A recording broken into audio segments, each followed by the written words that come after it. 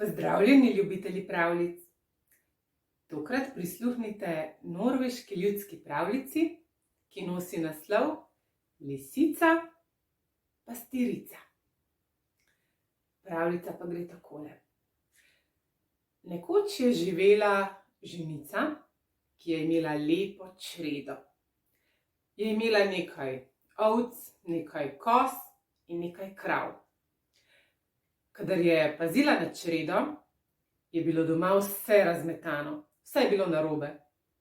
Če pa je pospravljala po hiši, je bila čreda sama. Nihče ni skrbel zanjo in to ni bilo v redu. Zato se je ženica odločila, da za svojo čredo poišče pastirja. Odšla je na pot in je hodila, pa je srečala medveda. O, pozdravljena ženica, kam pa kam? Je vprašal medved. Pastirja iščem, pastirja za svojo čredo. O, pastirja, je bil radoveden medved. Jaz sem močan in velik, mene vzami, dober pastir ti bom. No prav, je rekla ženica, samo še to mi povej, kako boš klical mojo čredo. In medved je zarjoval na ves glas. O, ne, se je ustrašila ženica. Ti že ne boš pazil moje črede, ti že nisi za pastirja. In se je odpravila naprej. Je hodila in hodila, pa sreča volka. Kam pa kam, ženica? Jo vpraša volk. Pastirja iščem, pastirja za svojo čredo, mu razloži ženica. Pastirja, je zategnil volk. Mene vzami, jaz sem neustrašen, poleg tega sem hiter in najboljši pastir ti bom. No prav, je rekla ženica, samo še to mi povej, kako boš klical mojo čredo. In volk je na ves glas zatulil. Au, au. O, ne, je rekla ženica, ti že nisi za pastirja, ti že ne boš pazil na mojo čredo. In je odšla naprej. Je hodila, pa je čez čas srečala lisico. Kam pa kam, ženica? Jo je vprašala lisica.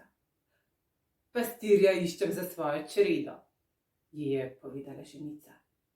O, pastirja, viš kaj?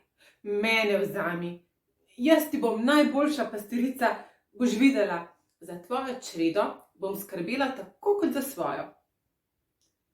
No prav, je rekla ženica, samo še to mi povej, kako boš klicala mojo čredo. In lisica je zapela. Diri, diri, dam, diri, diri, dam, diri, diri, dam. O, vidiš, je rekla ženica, ti si mi prava. Ti boš pazila na mojo čredo, kar z menoj. In je bila zares vesela, da je končno našla pastirja. No, tako je lisica postala njena pastirica. Ampak, kaj se je zgodilo? Prvi dan je pojedla vse ovce. Drugi dan je pojedla vse koze.